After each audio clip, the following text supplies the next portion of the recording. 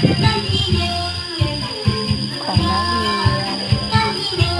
นนักเรียนที่เป็นผู้ที่เป็นอันนี้เสียงกัน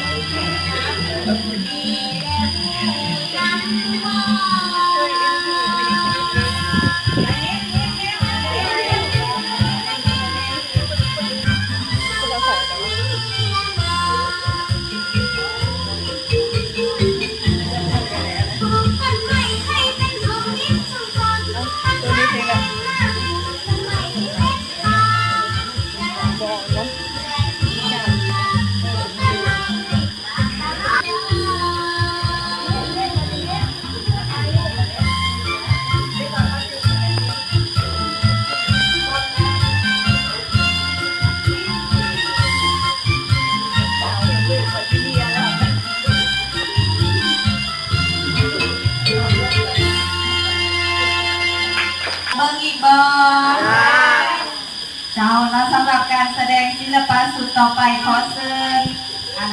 พวกน้องใบนุ่มผู้ที่ใหญ่ขึ้นมาแน่เนาะขึ้นมาแสดงศิลปะเนาะขอเชิญพ่อบอกว่ามา